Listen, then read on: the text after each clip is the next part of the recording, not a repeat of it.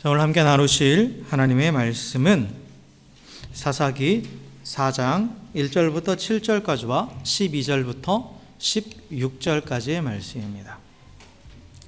사사기 4장 1절부터 7절 그리고 12절부터 16절까지의 말씀. 먼저 1절부터 7절까지 교독하겠습니다. 에훗이 죽으니 이스라엘 자손이 또 여호와의 목전에 악을 행하매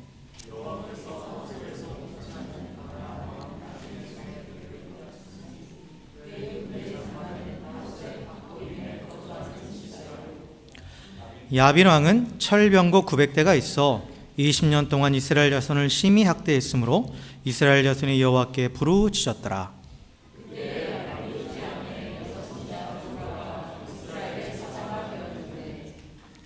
그는 에브라임 산지 라마와 베델 사이 드보라의 종려나무 아래에 거주하였고 이스라엘 자손은 그에게 나아가 재판을 받더라.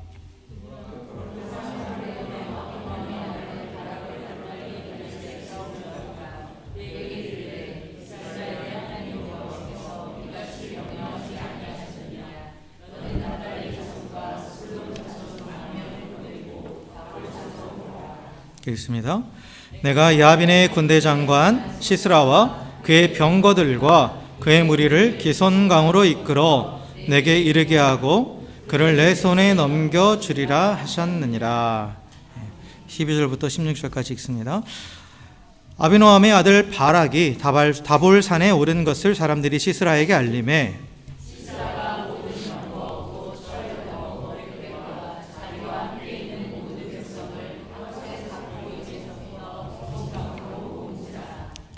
드보라가 바락에게 이르되 일어나라. 이는 여호와께서 시스라를 내 손에 넘겨주신 날이라. 여호와께서 너의 앞서 나가지 아니하시느냐 하는지라. 이에 바락이 10,000명을 거느리고 다볼산에서 내려가니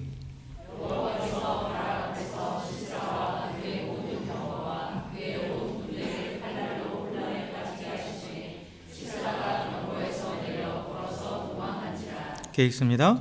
바락이 그의 병거들과 군대를 추격하여 하로셋 학고임에 이르니 시스라의 온 군대가 다 칼에 엎드러졌고 한 사람도 남은 자가 없었더라. 아멘. 아멘. 할렐루야. 할렐루야. 네, 우리 옆에 계신 분하고 이렇게 인사하겠습니다. 당신 얼굴을 보니 내 마음이 참 따뜻해집니다. 이렇게 인사하겠습니다.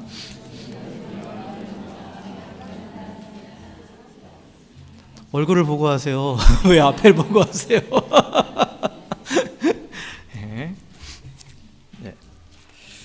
뭔가 잘못한 게 있나 보네요. 네, 오늘 우리가 이제 사사기 말씀을 또 잠깐 나누고자 하는데요. 사사기는 이제 이스라엘 백성이 가나안 땅을 점령하죠. 점령하고 나서 그들에게 왕이 세워지기까지 이들이 이 가나안 땅에서 어떻게 살았는지의 모습을 보여주는 그러한 성경의 내용입니다.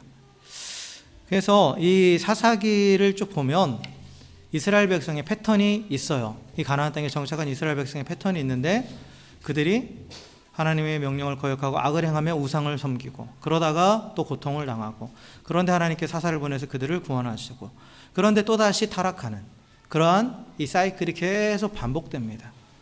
계속 반복돼요.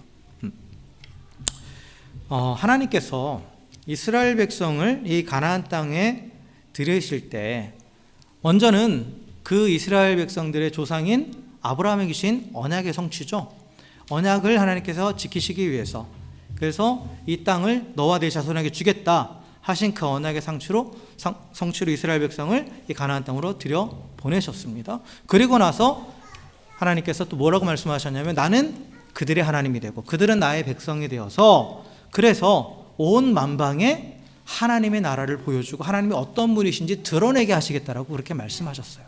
그러니까 이스라엘 백성을 가나안 땅에 정착시키시는 것은 단순히 그들이 그곳에서 잘 먹고 잘 살아라 이게 아니라 그들이 이 가나안 땅에서 하나님을 섬기며 살아감으로써 그 하나님 안에서 누리는 풍성함 그것들을 또한 만방에 보여줌으로써 하나님의 나라가 어떤 곳인지 그리고 하나님이 어떤 분인지를 드러내게 하기 위함이었어요. 그런데 이스라엘 백성들은 이 가나안 땅에 들어가자마자 어떻게 하냐면 하나님을 버려요. 하나님을 버립니다. 그리고 그 가나안 땅, 그렇게 하나님께서 그들을 본받지 말라고 하시고 그들을 진멸하라고 하신 이 가나안 땅에 그 민족들이 섬기던 그 이방신들을 섬겨요. 그래서 악을 행하게 되는 거죠. 악을 행하게 돼요. 그러니까 하나님께서 이 신명기에 보면, 이 신명기는 이제 모세가 이 죽음을 앞두고 이스라엘 백성에게 이 가나안 땅에 들어가서 어떻게 살아야 되는지, 하나님이 어떤 약속을 주셨고, 그리고 하나님을 섬길 때 어떠한 풍요로움을 누리고, 또 하나님을 떠났을 때 어떠한 그러한 또 심판이 있는지에 대해서 쭉 설명해 주는 내용이거든요. 거기서 분명히 하나님께서 뭐라고 말씀하셨냐면, 너희들이 나를 믿고 또 내 백성을 있으면 너희들이 그 땅에서 풍요로움을 누릴 것이지만, 그러나 너희가 들어가서 그 가나안 땅에 있는 그 민족들과 똑같이 우상을 섬기고 나를 떠나면 너에겐 저주가 임할 것이다 라고 분명히 말씀을 하세요. 그런데 이스라엘 백성은 그 말씀을 이미 듣고 알매도 불구하고 그들은 하나님을 버리고 이 가나안의 이방 민족들이 섬기던 그 우상들을 섬긴다라는 거예요. 그래서 하나님께서 이스라엘 백성을 심판하시는데 뭐를 통해 심판하시느냐면 가나안 땅에 남아있는 그 민족들을 통해서 심판하십니다. 하나님께서 이스라엘 백성에 가나안 땅을 주시잖아요. 그리고 가나안 땅에 들어갈 때 이 가나안에 원래 있었던 헷 족속, 아모리 족속, 브리가스 족속 하면 쭉 족속들이 나와요. 그 족속들을 다 진멸하라 라고 분명히 명령을 하십니다. 그리고 그 땅을 차지하라고 말씀하세요. 근데 우리가 여기서 분명히 하나 짚고 넘어가야 될 게 뭐냐면, 하나님께서 이스라엘 백성을 이 가나안 땅에 들어가게 하실 때 원래 지금 그 땅에서 잘 정착해 살고 있던 원주민들을 그냥 쫓아내시고 이스라엘에게 그 땅을 주신 게 아니에요. 이스라엘 백성이 가나안 땅에 들어가는 것은 이스라엘 백성에게 있어서는 하나님이 주신 언약의 성취이지만 그 땅의 백성들에게 있어서는 뭐냐면 그들의 죄에 대한 하나님의 심판이었어요.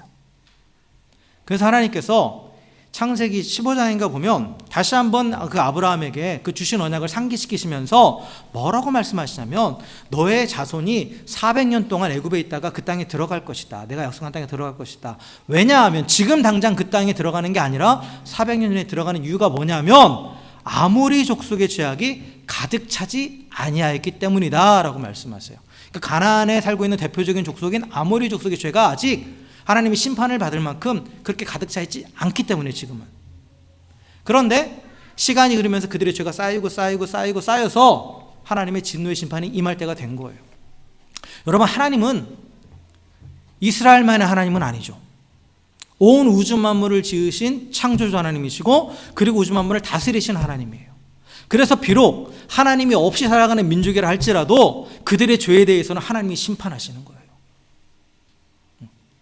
그래서 성경에 보면 멸망들이 일어나고 또 멸망하고 가는 그 모든 것들을 하나님의 권세 아래 있다라고 성경은 표현해요. 하나님께서 그들의 죄에 대해서 심판하시는 거예요. 그러니까 이스라엘 백성이 가나안을 정복하는 것은 이스라엘에게 있어서는 하나님의 언약의 성취이자 동시에 이 가나안에 살고 있었던 이 원주인 이 족속들에게 있어서는 그들의 죄에 대한 하나님의 심판이었어요. 그러니까 하나님께서 이 가나안 민족들을 다 없애버리라고 말씀하신 거예요. 너무 잔인하다고 생각되지만 그게 아니에요. 그들의 죄에 대해서 참으셨는데, 그런데 그들의 죄가 더 이상 참을 수 없는 그러한 상황에 처했기 때문에 하나님께서 그 민족을 멸하라고 심판을 명령하셨던 거죠.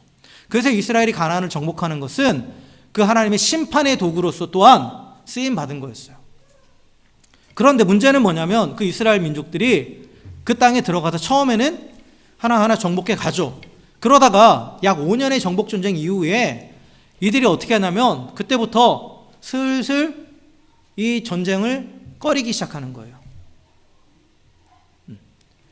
그래서 그 남아있는 민족들과 싸우기를 이제 슬슬 거부하는 겁니다. 그리고 이 전쟁에서 살아남아있는 민족들은 당연히 어떤 민족이겠어요? 강한 민족이죠. 그들의 성읍이 견고하든지 그들이 가지고 있는 무기가 월등하든지 해서 이걸 전쟁을 하려면 그냥 인간적인 눈으로 봤을 때는 자기들도 희생을 해야 되고 피해가 불가피하고 쉬워 보이지 않으니까 이들이 뭐를 선택하냐면 타협을 선택합니다. 타협을 선택해서. 그래서 계속해서 이 사사기 전반부에 보면 그게 나와요. 이스라엘이 어디까지는 정복하고 그 다음에 남아있는 민족들과 이렇게 타협을 하는 장면들이 계속 나옵니다. 근데 하나님께서는 여러 번 또 말씀을 하세요. 저들을 다 몰아내라고. 그런데 이스라엘 백성들은 그 말씀에 불순종합니다. 그러니까 하나님께서 뭐라고 말씀하시냐면, 그래, 그렇다면 나도 이들을 쫓아내지 않겠다. 그리고 이들을 남겨두어서 너희들이 나의 말에 순종하지 않을 때 이들을 통해서 너희를 심판하겠다라고 말씀하십니다. 그래서 사사기에 보면 이스라엘 백성이 악을 행할 때마다, 범죄할 때마다 하나님께서 심판하시는데, 그 심판의 도구가 뭐냐면 원래 심판받아야 했던 이 가나안 민족들이에요. 그러니까 되게 이게 역전돼 버린 거잖아요. 원래 이스라엘이 이 가나안의 죄를 심판하는 심판의 도구로 쓰임받았었는데, 하나님 말씀에 불순종하고 그들을 가만히 내버려 두니까 나중에는 이들이 이스라엘의 죄를 심판하는 심판의 도구가 되어버린 거죠. 오늘 말씀에도 보면 이 가나안 왕 하솔이라는 이 가나안 왕이 가나안 왕 야빈이죠. 하솔에서 통치하는 가나안 왕 야빈이 지금 이스라엘을 다시 핍박하는 거예요. 왜냐하면 그들이 하나님을 버렸기 때문에. 하나님을 버리고 우상을 섬기고 계속 자기들 마음대로 사니까 또 하나님께서 보호의 손길을 거두신 거죠. 하나님의 말씀에 순종하면 하나님은 보호 아래 살아갑니다. 그런데 내가 하나님을 버리고 떠나가면 그 보호의 손길도 내가 떠나버리는 거예요. 그래서 자연스럽게 남아있는 그 위험에 직면하게 되는 거죠. 그래서 그 이방 민족에게 또 고통을 당하게 되는 겁니다. 그런데 하나님께서는 사사기의 내용을 쭉 보시면 이 패턴이 어떻게 되냐면, 이스라엘 백성들이 결국 그래서 고통을 당하다가 하나님 앞에 부르짖어요. 그러면 하나님께서 어떻게 하세요? 사사를 세워주십니다. 이 사사는 영어 성경에 보면 저치라고 되어 있죠. 재판관이에요. 재판관인데, 그런데 또한 이 단순히 법적인 것만 따지는 게 아니라 결국 하나님의 위임을 받아서 이스라엘 민족을 통치하는 대리자였어요. 그래서 하나님께서 그때 세워주신 거예요. 그래서 이스라엘은 원래 하나님이 다스리시는 나라예요. 하나님이 왕이신 나라입니다. 인간의 왕을 세우지 않고 하나님께서 당신의 통치를 대신할 사람들을 필요에 따라서 세워주신 거예요. 그래서 이 사사를 통해서 이스라엘을 구원하십니다. 구원하세요. 그런데 여기서 우리가 또 하나 눈여겨봐야 될 게 뭐냐면, 그럼 하나님께서 이스라엘 백성을 왜 구원하시느냐 라고 했을 때, 이스라엘 백성이 그 죄를 회개했기 때문에 아니에요. 회개했다는 말은 없어요. 그저 고통 가운데 부르짖었어요. 그러니까 하나님께서 그들의 고통을 보시고 하나님이 너무 마음이 아프시고 힘드셔서 또 그들을 불쌍히 여기셨기 때문에 구원자를 보내주신 겁니다. 하나님의 구원의 동기는 뭐냐? 우리가 회개했기 때문에 아니에요. 죄로 인해서 고통당한 우리를 불쌍히 여기시기 때문이에요. 하나님의 자비와 하나님의 은혜, 곧 그 하나님의 사랑이 구원의 동기입니다. 분명히 아셔야 돼요. 내가 뭘 해서 구원받는 거 아니에요. 내가 회개했다고 구원받는 게 아니에요. 회개조차 나의 공로로 생각하는 사람이 있는데 아니에요. 하나님의 구원은 우리의 어떠함과 상관없어요. 죄 가운데 고통받는 내 백성들을 보면서 그들을 안타깝게 여기는 그 하나님의 마음, 그들을 끝까지 사랑하시는 그 하나님의 사랑이 구원의 동기입니다. 하나님께서 예수님을 보내주실 때도 마찬가지였어요. 사람들이 예수님을 요구한 게 아니었어요. 그런데 죄로 인해서 정말 이 멸망의 길을 치닫는 인간들을 보면서 하나님께서 때가 되었을 때 우리 인간들을, 죄인들을 불쌍히 여기셔서 그래서 메시아이신 예수님을 보내주신 겁니다. 그래서 하나님의 구원의 동기는 우리의 어떠함이 절대 아니에요. 하나님의 사랑입니다. 죄인들을 불쌍히 여기시는, 죄로 인해서 고통받는 우리들을 보면서 그래, 고소하다, 내 말 안 듣더니 잘 됐다, 이러시는 분이 아니라 그 고통당하는 자기 백성을 모시면서 같이 아파하시는 그 하나님의 그 사랑 때문에 하나님은 구원하시는 거예요. 그래서 하나님의 구원의 동기는 하나님의 사랑이기 때문에, 그리고 하나님의 사랑은 영원히 변치 않기 때문에 사실 구원받지 못할 영혼은 없어요. 그러니까 구원받을 자격이 없는 영혼은 없다라는 거예요. 구원의 동기는 우리의 자격이 아니니까, 우리의 어떠함이 아니니까, 그리고 어느 누구도 자격을 내세울 수 없습니다. 그래서 어쨌든 간에 하나님께서는 이스라엘 백성의 고통의 신음을 들으시고 그들을 구원하십니다. 사사를 보내셔서. 그런데 이스라엘 백성은 하나님이 구원하시잖아요. 그럼 하나님께 감사하고 돌아와야 되잖아요. 근데 회개하지 않아요. 그 사사의 다스림이 통치가 끝나면 다시 어떻게 해요? 원래대로 돌아갔어요. 원래대로 돌아갔다는 건 뭐예요? 다시 우상을 섬기고 그들이 하고 싶은 대로 자기 멋대로 그대로 행했습니다. 그래서 사사기에 관통하고 있는 한 문장이 있어요. 그때 이스라엘의 왕이 없으므로 백성들이 자기 소견에 좋은 대로 행했더라. 이스라엘에 왕이 없었대요. 근데 이 왕이 없었다라는 게 뭐예요? 원래 왕이 누구예요? 하나님이잖아요. 인간 왕이 없어서가 아니라 하나님이 왕이신데 그 하나님을 왕으로 인정하지 않고 자기들 멋대로 살았다라는 거예요. 필요할 때만 고통 가운데 부르짖고, 근데 그럼에도 불구하고 하나님은 그러한 인간들을 불쌍히 여기셔서 자기 백성으로 삼으셨기 때문에 구원자를 보내주셨는데도 또다시 그때뿐이고 원래대로 돌아가는, 원래 자신이 스스로 왕이 되어서 내가 원하는 대로 행하는 그러한 인간의 모습이 이 사사기에 나타나 있는 그러한 이스라엘 백성들의 모습입니다. 이게 어쩌면 우리의 모습일 수도 있어요. 하나님을 필요할 때만 그냥 불러내는 램프의 요정으로 여기고 나는 여전히 내가 왕이 되어 있고, 그래서 내 문제 해결되면 이제 언제 그랬냐는 듯이 다시 그냥 내가 왕이 되어서 그렇게 살아가는 그런 모습이 그 이스라엘 백성들이 지금 이 사사시대 이스라엘 백성들의 모습이고, 또한 어쩌면 우리의 모습일 수도 있습니다. 이런 악순환이 계속 반복돼요. 그래서 오늘도 보면 이 사사 에훗이라는 사람이 죽었다라고 나오잖아요. 에훗을 통해서 하나님께 이스라엘 백성을 구원하셨거든요. 그래서 에훗의 통치 가운데 이스라엘 백성은 안전했어요. 하나님이 통치 아래서. 그 사사가 통치한다는 건 하나님이 통치하신다라는 거예요. 그 하나님이 통치 아래에 있을 때 이스라엘은 평화를 누렸습니다. 그런데 그 사사가 죽으니까 이들이 하나님을 따라가는 것이 아니라 다시 악을 행했다라고 되어 있죠.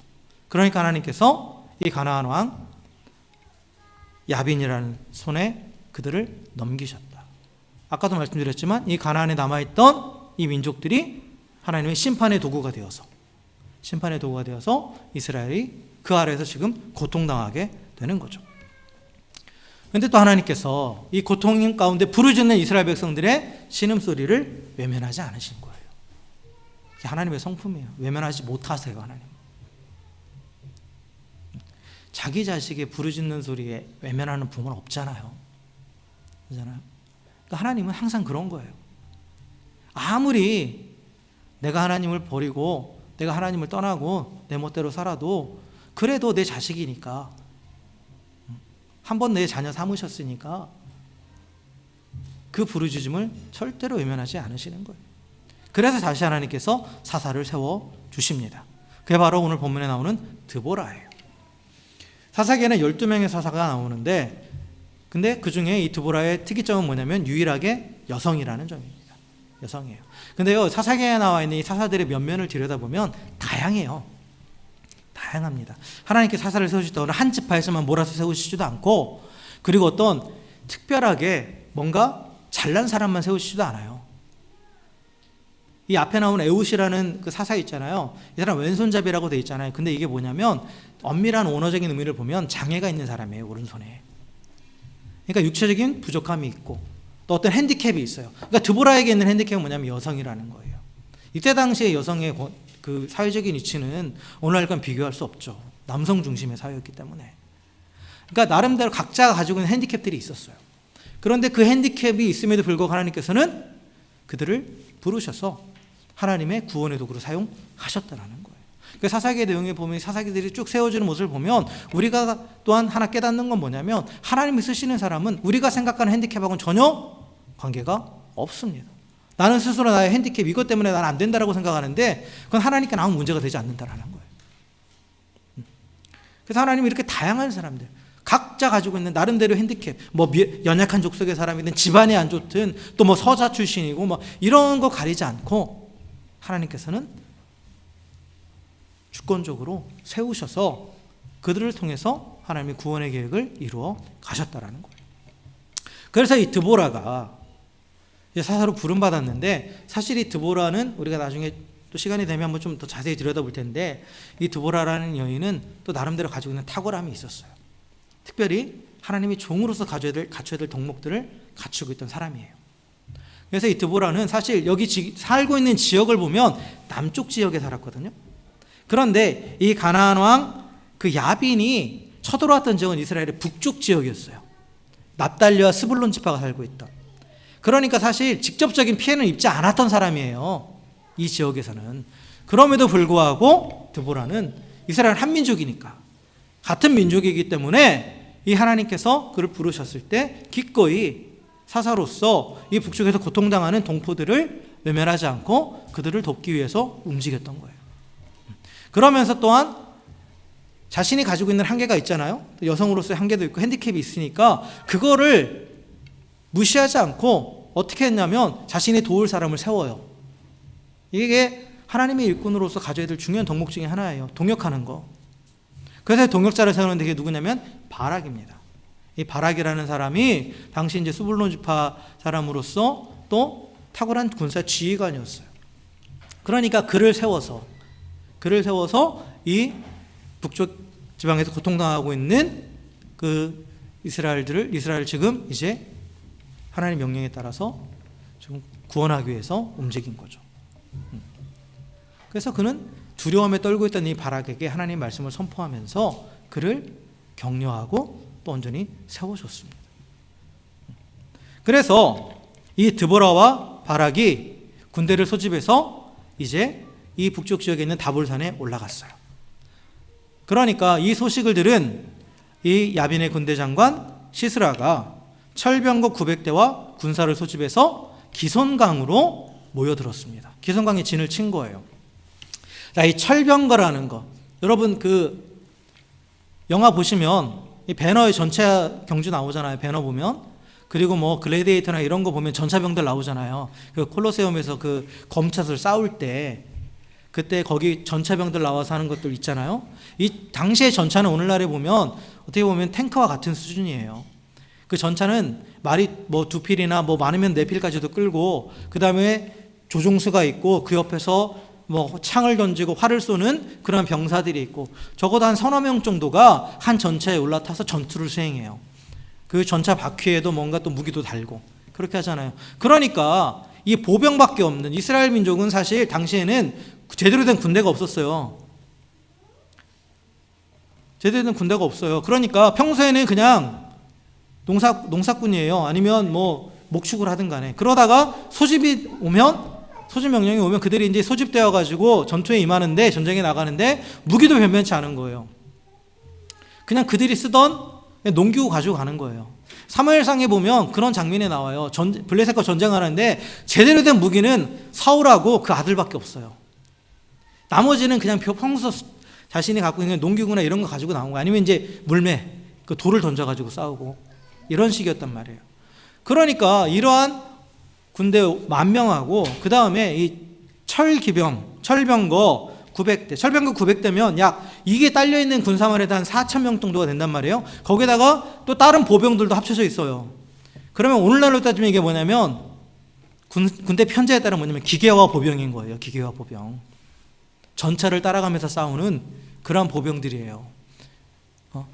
그런 보병하고 지금 이스라엘 군대가 지금 이제 대치를 한 거죠. 대치를 한 겁니다. 누가 봐도 이 싸움의 승리는 어느 편이 이기는 거예요? 시스라가 이끄는 군대가 당연히 이기는 거죠. 그리고 이 시스라의 군대가 진을 친 곳이 기손강이라고 되어 있어요. 강에다 진을 쳤다고 생각하는데 이 강은 원래 우기에는 강이에요. 이스라엘 지역에 있는 와디라고 부르는, 비가 오면 강이 돼요. 그런데 건기에는 바짝 말라요. 그래서 물이 고였던 땅이 마르면 더 단단하죠. 단단한 땅입니다. 그러니까 전차 부대가 움직이기에 최적의 조건이죠. 그러니까 이들이 기손강에 진을 친 거예요. 그러니까 시스라는 자기가 싸우기에 유리한 지형에다가 진을 친 겁니다. 진을 친 거예요. 그러니까 보세요. 병력도 우세하죠. 장비도 우세하죠. 또 진을 친 곳도 전차병들이 마음껏 활동할 수 있는, 그 살상력을 극대화할 수 있는, 전투력을 극대화할 수 있는 그런 지형이에요. 그러니까 누가 봐도 손쉽게 대승을 거둘 거라고 생각했죠. 그런데요, 오늘 7절에 보면 하나님께서 선포하시는 말씀이 있어요. 뭐라고 말씀하시냐면, 내가 야빈의 군대 장관 시스라와 그의 병거들과 그의 무리를 기손강으로 이끌어 내게 이르게 하고 그를 내 손에 넘겨주리라 라고 이렇게 말씀하세요. 보세요. 시스라는 자신에게 유리한 곳에 진을 쳤다고 생각했어요. 그런데 오늘 성경은 뭐래요? 하나님께서 그곳에 진을 치게 하셨다라는 거예요. 하나님께서 하셨다라는 거예요. 하나님께서 그들을 그곳으로 이끄셨다라는 거죠. 그러니까 하나님이 계획대로 움직이는 거예요. 이 전쟁은 지금 누구 손 안에 있는 거예요? 하나님 손 안에 있는 거예요. 사람의 손에 있는 게 아니에요. 군대에 많고 적음에 있는 게 아니고, 또 무기의 그러한 성능에 달려 있는 것도 아니고, 또 어떤 지리적인 이점에 달려 있는 게 아니라 하나님 손에 달려 있다는 거예요. 분명하게 이 말씀을 통해서 가르쳐주고 계시죠. 그래서 이 기성각까지 하나님께서 이끌어 오셨다라는 거죠. 그러니까 하나님의 계획대로 다 준비가 된 거예요.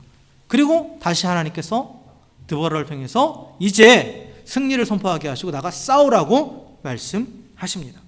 그래서 14절에 보면 드보라가 바락에게 이르되 일어나라, 이는 여호와께서 시스라를 내 손에 넘겨주신 날이라.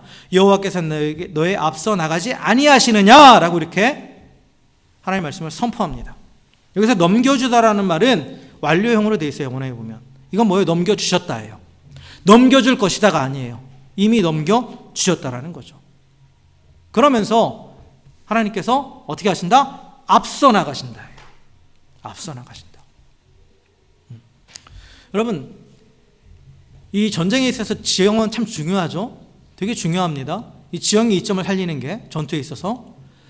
이 바락과 이 이스라엘 군대 1만 명이 다볼산에 진을 치는 이유는 뭘까요? 그들이 다볼산에 진을 치는 이유는 아무래도 이 평야지대보다는 이 산지가 전차가 움직이긴 힘들죠. 그잖아요. 거기는 나무들도 있고 여러 가지 장애물들이 있잖아요. 그리고 사람과 사람이 지가 맞붙어 싸우는 전투에서는 높은 곳에 있는 자가 아래에 있는 자를 공격하는 게 유리합니다. 그러니까 바락도 나름대로 자신이 가지고 있는 이 전투에 관한 지식을 사용한 거예요. 그래서 산에 진을 친 겁니다. 상대방에게는 불리하고 우리에게는 조금이라도 유리한 지형을 찾아서. 그런데 오늘 드보라는 뭐라고 말해요? 이 산에서 내려가라. 달려가라 이거예요. 내려가라는 거예요. 안 그래도 열세인데 이렇게 산을 끼고 싸워도 이길까 말까 한데, 그런데 그곳에서 평야로 내려가라는 거예요. 하나님께서 앞서 가신다라고 선포합니다. 이때 이 바락과 이스라엘 군대가 믿음을 발휘합니다.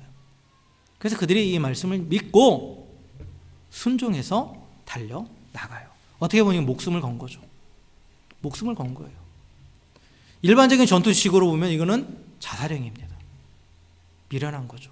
그냥 가만히 앉아서 기다려야 되는데 저들이 이 지형을 험난한 곳으로 올라오도록, 그런데 그런 걸 다 버리고 오히려 적들에게 유리한 지형으로 무기도 변변치 않은 그러한 병력이 달려가는 모습을 보면서 다 이건 끝났다라고 생각했겠죠. 그런데요, 무슨 일이 벌어집니까? 드보라의 말대로 하나님께서 먼저 앞서 가셨던 거예요. 실제로예요. 실제로 하나님 먼저 앞서 나가셔서 시스라와 모든 병거와 모든 군대와 먼저 싸우셨습니다. 그래서 15절에 보면 이렇게 되어 있죠. 여호와께서 바락 앞에서 시스라와 그의 모든 병거와 그의 온 군대를 칼날로 혼란에 빠지게 하심에 시스라가 병거에서 내려 걸어서 도망한지라 라고 되어 있죠.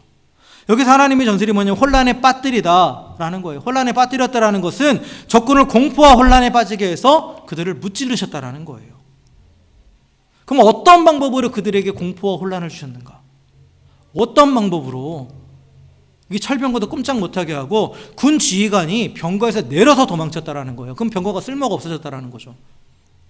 이게 어떻게 가능했느냐라고 했을 때 여기에는 설명이 되어 있지 않지만 이 뒤에 보면 사사기 5장에 보면 이 전쟁에서 이기고 바락과 드보라가 찬양을 해요. 그 찬양의 내용 가운데 21절에 보면 이렇게 되어 있습니다.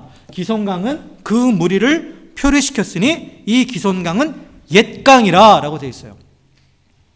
자, 이게 무슨 말이냐 라고 했을 때 여기서 무리를 표류시켰다라는 이 말의 원어적인 의미는 그들을 휩쓸었다라는 뜻이에요. 그들을 휩쓸었다. 그리고 기손강은 옛강이라고 했을 때 옛으로 해석된 말 히브리어 케두밈은 급류를 말합니다. 그래서 이 본문은 어떻게 원래 원의 의미를 살리면 기손강이 그들을 휩쓸었다. 기손강이 급류가 되었다라는 뜻이에요. 갑자기 메말라 있던 강이 어떻게 된 거예요? 급류로 변했다라는 거예요. 이건 무엇을 의미하느냐? 이 건기에 갑자기 비가 내린 거예요. 원래 비 오는 시즌이 아니에요. 비가 오는 시즌이 아닌데 이 전투에 앞서서 갑자기 하늘에서 비가 내리기 시작한 겁니다. 그럼 이 기손강은 아까도 말씀드린 뭐라고 그랬어요? 비가 오면 물이 갑자기 확 불어나는 거예요. 이 광야 지역에 보면 그런 데가 있죠. 이 와디라고. 실제로 이런 일 지금도 일어나죠. 평소에는 그냥 메마른 땅인데 비가 오면 한순간에 물이 몰려가지고 물이 확 불어나는 그런 지역인 거예요. 그러니까 이 급류에 휩쓸려서 사람들도 떠내려가고 또 문제는 뭐냐면 비가 갑자기 쏟아지니까 그 마른 땅이 뭐가 된 거예요? 진창이 돼버린 거죠. 진흙탕이 돼버린 거예요. 그러니까 병거가 움직여요? 못 움직이죠. 바퀴가 빠져가지고 못 움직인 거예요. 이 강력한 철 병거가 이 병마가 이 진흙탕에 빠져서 움직이지 못하고 또 사람들은 물결에 휩쓸려가고 그러니까 혼돈이 온 거죠. 혼란이 빠진 거죠. 그러니까 그 지휘관마저도 어떻게 합니까? 그 병거를 버리고 발로 도보로 도망쳐 버리잖아요. 혼자만. 하나님께서 이러한 방식으로 앞서 싸우셨던 거예요. 그럼 이스라엘 백성이 한 건 뭐예요? 하나님 뒤따라가서 허우적대는 그 병사들을 쳐서 죽이고 그리고 그 전리품을 취한 것밖에 없어요. 싸움은 누가 하신 거예요? 하나님이 하신 거예요. 하나님이 하신 겁니다.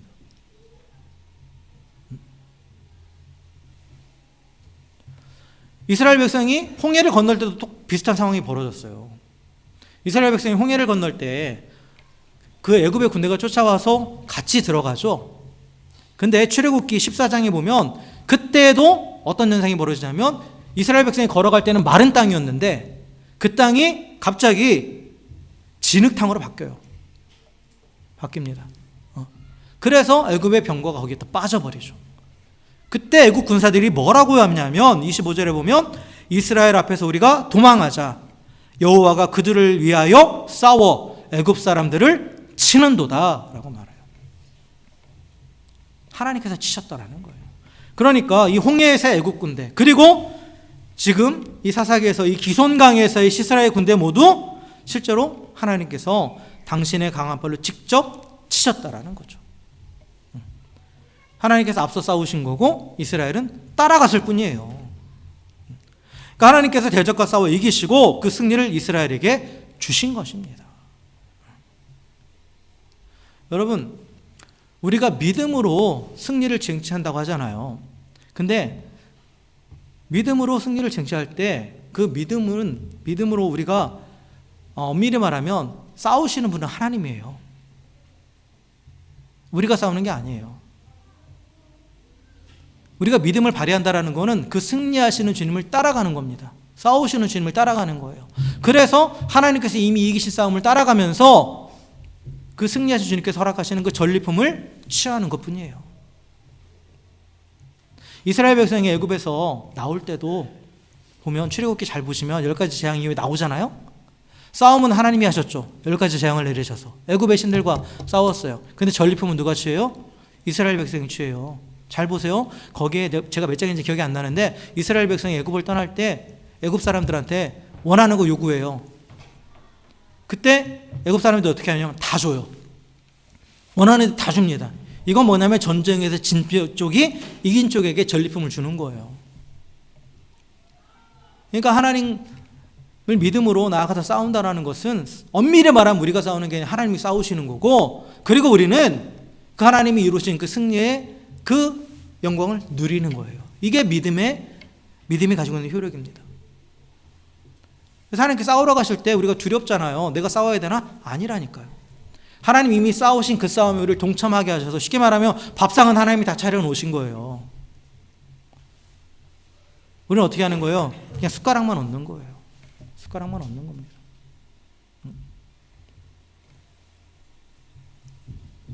그래서 그 승리의 영광을 우리에게 누리게 하시려고 믿음으로 나오라고 말씀하시는 거예요. 하나님이 능력이 없어서 힘이 없어서 싸우지 못해서 우리한테 도와달라고 하시는 게 절대 아닙니다. 그래서 우리가 믿음을 발휘할 때 하나님이 행하신 그 모든 일에로부터 오는 그 혜택을 누리게 되는 거예요. 우리는 그 베니핏을 누리는 거예요. 믿음을 통해서. 그래서 하나님이 싸우러 가실 때는 이미 이긴 싸움입니다. 하나님이 앞서가서 싸우신 거예요. 그래서 우리가 그 명령에 순종해 나아가기만 하면 우리는 그 이긴 싸움에 전리품을 얻게 되는 것이고 그 영광에 참여하게 된다라는 거죠. 자, 말씀을 정리하겠습니다. 오늘 이 사사기에 나와 있는 하나님, 이 우리 하나님은 자기 백성의 앞에서 앞서 나가셔서 먼저 싸우시는 분입니다. 하나님은 항상 먼저 가시는 분이에요. 앞서 가시는 분이에요. 우리한테 너희들 앞서 가, 니들이 뭐 가서 싸워, 내가 필요하면 도와줄게, 이러시는 분이 아니에요. 광야에서 이스라엘 백성을 인도하실 때도 먼저 앞서 가셨죠. 구름 기둥과 불 기둥은 앞에 가시는 분이에요. 그래서 하나님께서 모든 것들을 다 준비해 놓으시고 길을 열어 놓으시고 다 싸워 이기신 다음에 그 길로 우리에게 오라는 거예요. 그 승리의 영광에 동참하게 하기 위해서 우리에게 따라오라고 말씀하시는 겁니다. 그리고 우리가 믿음으로 또 하나님의 길을 따라간다고 했을 때 하나님의 약속의 말씀이 성취되는 것을 믿는다고 하지만 때로는 우리가 뭐를 걱정하냐면 방법에 대해서 많이 걱정을 해요. 이게 어떻게 될까? 어떻게 될까? 그런데 하나님이 승리를 약속하셨을 때는 그 방법도 하나님이 다 준비해 놓으신 거예요. 그러니까 결과뿐만 아니라 과정도 하나님이 다 예비해 놓으셨다라는 거예요. 그러니까 하나님의 방법은 우리의 생각과 능력을 뛰어넘습니다. 오늘 지금 이 기성강에서 전투 보세요. 이건 인간의 힘으로 할 수 있는 게 아니죠. 인간의 방법은 전혀 생각해낼 수 없는 방법이에요. 그리고 오히려 인간의 눈으로 봤을 때는 이거는 패망하는 길이에요. 그렇잖아요. 유리한 지형을 버리고 그렇게 나왔다라는 건. 그런데 하나님은 그곳에 비를 퍼부으셔서 그 유리함과 불리함을 완전히 역전시켜 버리시죠. 역전시켜 버리시죠. 그러니까 하나님께는 방법이 다 있는 거예요. 유명한 기생충의 대사 있죠. 송강호가 아들한테 뭐라고 하죠? 내게는 다 계획이 있구나. 아들아, 내게는 다 계획이 있구나. 라는. 하나님께는 다 계획이 있어요. 다 계획이 있습니다. 우리는 어떤 일을 딱 진행하다가 문제를 만나면 내가 예상치 못했다고 그걸로 당황하잖아요. 근데요, 성경의 내용을 쭉 보시면 하나님께서 자기 백성을 이끌어 가실 때 그들이 어떤 문제를 만날 때 하나님은 그 전에 이미 내가 그거 다 알고 있다라고 말씀하세요. 이러한 문제가 있을 것이고 이러한 반대를 부딪힐 것이고 그것도 다 이미 알고 있다라고 말씀하세요. 하나님께는 예기치 못한 문제가 없는 거예요. 우리에게는 예기치 못한 거죠. 우리에게는 예상치 못한 거예요. 그런데 하나님께는 예상치 못한 게 없는 거예요. 그러니까 완전한 방법이 다 준비되어 있다라는 거죠. 그 요한복음에 보면 하나님께서 그 예수님께서 오병이어의 기적 일으키시잖아요. 그때 그 빌립에게 이렇게 말씀하세요. 우리가 어디서 떡을 사서 이 사람들을 먹이겠느냐 이렇게 하셨을 때 그 6절에 이렇게 그 설명이 되어 있어요. 이렇게 말씀하시면 친히 어떻게 하실지를 아시고 빌립을 시험하고자 하심이라 라고 되어 있어요. 뭐요? 예수님께서 이미 이들을 먹이실 방법을 준비해 놓으셨다라는 거예요. 그러니까 하나님께서 어떻게 할지 몰라서 물어보시는 게 아니라는 거죠. 근데 우리는 모를 수 있어요. 그럼 이때 우리가 바르게 대답해야 우리의 올바른 대답은 뭐냐면 주님만이 아십니다예요. 그리고 주님은 하실 수 있습니다예요. 그러면 주님이 주님의 방법으로 이 모든 일들을 행하신다라는 거죠. 그래서 우리에게 승리를 주시고 그 승리의 결과를 주시는, 그리고 또한 그 승리에 이르기까지 하는 그 모든 방법은 다 하나님께 속해 있습니다. 그래서 우리가 그 하나님의 승리하심을 믿고 담대히 부르심을 응답하면 하나님의 방법으로는 그 승리를 취하게 되는 겁니다. 방법은 우리가 걱정할 게 아니에요. 여러분들께 하나님이 주신 말씀에 대해서 확신하냐고 하면 확신한다고 그래요. 그런데 좀 지나면 방법에 대해서 자기가 막 생각을 해요. 이렇게 하면 안 될 것 같고, 이것도 안 될 것 같고, 이것도 안 될 것 같은데요. 그건 내가 나의 영역이 아니에요. 하나님이 하신다고 했으면 하는 거예요. 하시는 거예요. 내가 막 계산해보고 안 될 것 같으니까 그 약속에 대해서도 아닌 것 같은데요. 이렇게 돼버리는 거죠. 하나님 걱정하지 말라는 거예요. 세상 쓸데없는 걱정이 하나님 걱정이에요. 하나님이 어떻게 하실지는 하나님은 이미 다 준비해놓고 계시다라는 거죠. 그래서 하나님께 모든 방법이 있고 하나님이 그 방법도 이미 이루셨기 때문에 그 말씀에 순종해 나아가면 우리는 그 승리하신 주님의 그 승리 영광을 누릴 뿐만 아니라 그로 인해서 받게 되는 혜택들도 우리 가운데 임하게 되는 겁니다. 사랑하는 성도 여러분, 오늘 이 드보라의 선포가 우리의 선포가 되기를 주의 이름으로 간절히 축원합니다. 이는 여호와께서 시스라를 내 손에 넘겨주신 날이라. 여호와께서 너의 앞서 나가지 아니하시느냐.